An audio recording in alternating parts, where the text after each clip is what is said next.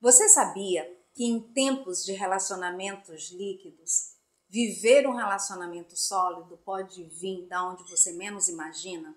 Esse é um dos temas que nós vamos abordar na série que nós escolhemos para estar aqui batendo esse papo e aprendendo, refletindo com vocês, que é a série Modern Love, que está disponível no Amazon Prime. E nós escolhemos o primeiro episódio, Quando o Porteiro é Seu Melhor Homem.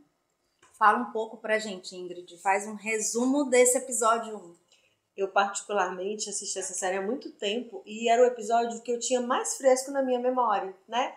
Ele conta basicamente a história de Maggie, uma jovem por volta de seus 30 anos que mora sozinha em Nova York.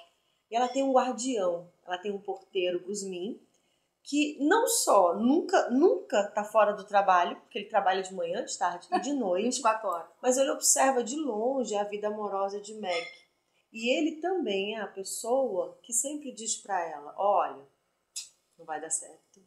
Ele não gosta de você, ele não vai ligar, te procurar, né? Ele não tem nada a ver com você, né? E aí a gente vai vendo que a Meg, ao longo do episódio, ela vai tendo dates. Aí ela tem encontros casuais com pessoas completamente diferentes umas das outras e completamente diferentes dela, né? E aí a gente vê no primeiro momento, ela sai com uma pessoa, quando ela tá chegando perto do prédio, ela já começa, não, vamos nos despedir, tá na hora de eu ir embora e tal, com medo do olhar do Guzmin sobre aquela pessoa. E ela já fala assim, não, tudo bem, foi ótimo, você me liga, então tá, vou esperar e tal. E vai pro apartamento e já chega lá mandando Sim. mensagem. Ela mal chegou em casa, ela já tá preocupada em mandar uma mensagem para dizer que tinha sido tudo muito bem, né? E num segundo momento ela encontra uma pessoa e aí ele pergunta o que ela faz e aí ela diz que ela é revisora de livros. Ele, nossa, então você deve ler muito, você deve ser muito inteligente. Ela até brinca, né, que ela é uma mini Wikipédia. Isso. E ele pergunta qual é a margem de leitura que ela tem. E ela falou, olha, dependendo do livro eu posso até ler um por dia. E ele fala, nossa, com sorte eu leio um por ano. Você já vê que tem alguma coisa aí que não está funcionando. Quando ela vai se despedir, ele fala assim, bom, agora é o momento de eu perguntar, na minha ou na sua casa? Você vê que ela não estava pensando nisso. Ela para, ela titubeia, e aí ela fala, a preocupação dela era mais com o que o Guzmin ia falar. E ela fala assim, não, tudo bem, na minha. Né? E quando ela entra, ele já olha para ela e fala assim, olha, não tem nada a ver com você, né? E ele não vai nem te ligar no dia seguinte. É verdade. E engraçado é que esse episódio ele traz dois tipos de relacionamentos totalmente diferentes. Um relacionamento que é um relacionamento líquido, que ela vive com seus pretendentes, onde ela tem encontros casuais, superficiais, de curta duração. E ela também vive um relacionamento com seu porteiro, que é um relacionamento sólido, que é um amor fraternal, já tem vínculo, ela ouve muito o que ele fala, ela tem, né, uma ansiedade sobre o que será que ele vai falar. Uhum. E quando a gente pensa nesses tipos de relacionamentos que a protagonista vive, a gente faz uma reflexão sobre o Bauman, que é um sociólogo, né, hoje é um dos maiores sociólogos do mundo moderno, e ele traz a definição de amores, relacionamentos e sociedade líquida. Ou seja, como o mundo ele é um mundo muito volátil, inseguro e dinâmico, as relações também elas estão assim. E Bauman traz um alerta sobre que nós precisamos ficar muito atento a esses tipos de relações superficiais, de curta duração, onde o individualismo impera, né? O egocentrismo. Então você não vai fazer o que eu quero? Então não tem problema, eu te descarto e vou procurar uma outra pessoa para viver, ou seja, é tudo para mim, né? Ou seja, o meu desejo, o meu prazer a qualquer custo. O Lipovetsky, que é um filósofo francês, ele também fala sobre isso, né?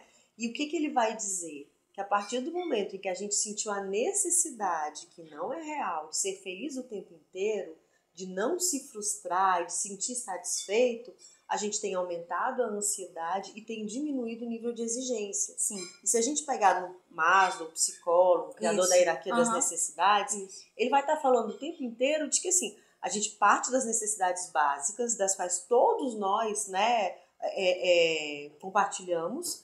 E aí ele vai dizer, olha, a gente tem necessidade sim de pertencimento, de estima, de filiação. Então a gente precisa da conexão. Somos um ser social. A questão é que quando a gente se contenta com o líquido, será que a gente está mantendo conexão ou a gente está se agarrando desesperadamente Sim. à primeira oportunidade que aparece, né? E assim, embora a gente não tenha um viés moralista no episódio, até porque ele é baseado numa história real, a gente precisa perguntar-se, né, o que tem acontecido. E uma outra coisa importante que o Maslow fala, né, da questão da dessacralização. Quer dizer, antigamente, para alguém ter contato comigo, para alguém chegar até mim, precisava de quê? De um convívio, de uma intimidade, de um sentimento. Hoje a gente parte do contrário. Então, assim, o fato de que a gente encontra qualquer pessoa e fica com qualquer pessoa, não significa necessariamente que a gente esteja livre. Porque o que a gente vê na personagem, né? E lembrando, gente, a gente pediu para todo mundo ver o episódio, porque a gente ia comentar o episódio, então, obviamente, tem spoiler, né? Mas o que a gente vê é muita ansiedade. Isso. Ela mal chega em casa, ela já começa a mandar mensagem para a primeira pessoa. Olha, foi muito legal, foi muito bom. Quando é que a gente vai se ver de novo? Quer dizer, eu tô fazendo de conta que eu não quero nada demais. Na verdade, o que eu tô fazendo? Eu tô vestindo um personagem. O problema nem é tanto o encontro casual, mas é se o encontro casual é alguma coisa que me satisfaz, que faz sentido para mim, ou eu me contento com isso para pensar que eu não estou sozinho e eu acabo acordando coisas que não me preenchem, né? E o Bauman traz isso também, as consequências das relações líquidas, sejam elas amorosas, como familiares, como profissionais.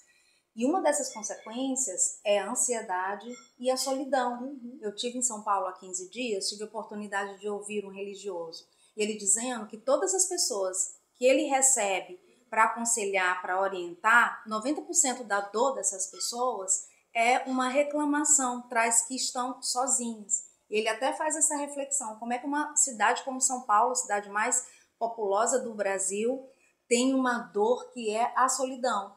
Por quê? Porque o outro, o olhar para o outro, a empatia, o ouvir, eu não tenho mais tempo para isso. E o Guzmán tinha. Os dois caras que ela se relacionou, que era um relacionamento líquido, não tinham. Inclusive, ela liga para o segundo cara, onde ela engravidou dele, mesmo sem confiar e tendo só um encontro casual, e fala assim, e aí sumido? Ele falou, eu tô ocupado. E aí depois ela fala que estava grávida, tá grávida, e ele fala assim, ele não dá muito assunto, não quer nem escolher o nome do bebê, você né? escolhe como é que você quer participar. Mas ao mesmo tempo ela diz pro Guzmán, mas eu sou conservadora, eu acho que precisa dos dois. Dos dois. Mas ela não pensou nisso. Né? Então, assim, tem consequências. Ela foi inconsequente, eu acho que muito por causa dessa ansiedade, do medo dessa solidão. Então eu acho que isso é um alerta muito grande. Inclusive, é muito importante a gente lembrar de uma pesquisa científica que foi muito comentada no mundo inteiro, porque ela é uma pesquisa que durou 70 anos. E durante esses 70 anos ela caiu na mão de 4 psiquiatras que eram os líderes dessa pesquisa. E um dos pesquisadores, e o último, foi o doutor, né, Robert Waldinger. E ele traz o seguinte, que a qualidade dos seus relacionamentos impacta diretamente na sua felicidade e na sua saúde. E o que fazer, né? O que fazer é que eu preciso parar. Para construir relações verdadeiras, eu preciso deixar de ser tão egocêntrico e individualista. Porque para construir, eu preciso olhar no olho como o Guzmán olhava, ter tempo como o Guzmán tinha, ter relação de confiança como a Meg tinha, né, no Guzmán. Então, eu penso que esse episódio ele é fantástico, ele traz reflexões muito profundas sobre os tipos de relacionamentos que nós queremos ter e as consequências de cada um deles. E eu acho que a questão também é, por exemplo, existe a questão da necessidade de conexão que todos nós temos, mas existe a questão de que a gente se relaciona por carência. Sim. Então, nunca é legal se relacionar por carência, principalmente por quê? Porque você se contenta com alguma coisa que não é o que você quer e depois você fica ressentido, né? Então a gente vê claramente, por exemplo, quando ele fala na minha casa ou na sua, ela não estava pensando sobre isso. Mas ela queria parecer descolada, ela queria enfrentar o Guzmán, que era o grande censor, né? E era o grande censor, e ela fala, tudo bem. Quando ela acorda no dia seguinte, ela fica procurando por ele, porque ela tem certeza de que ele foi embora. Quando ela vê que ele tá voltando, que ele tinha que comprar só o café da manhã, ela fica tão nervosa que ela se atrapalha toda, né? Então, assim, é muito importante a gente se fazer a pergunta, o que eu quero? O que faz sentido para mim? Isso. E o que eu aceito que o outro me ofereça quando não tem nada a ver com aquilo que eu quero, Sim. né? Quer dizer, que quando eu diminuo... a gente tem que pensar também uma coisa que é assim, ó. Existem os indicadores, né? Sim. Ela lê, ele não ligou, ele não procurou, Sim. ele não estava interessado. Muitas vezes a gente não quer ver, né? Eu tô tão desesperada para estar com alguém que eu desprezo tudo aquilo que tá me dizendo que não vai dar certo. Que muitas vezes é a minha intuição verdadeira falando, né? E aí vem o grande barato, né? Que a gente estava conversando, que na verdade o Guzmán, ele representa a intuição, porque olha só, gente, ele é um personagem que tá sempre ali.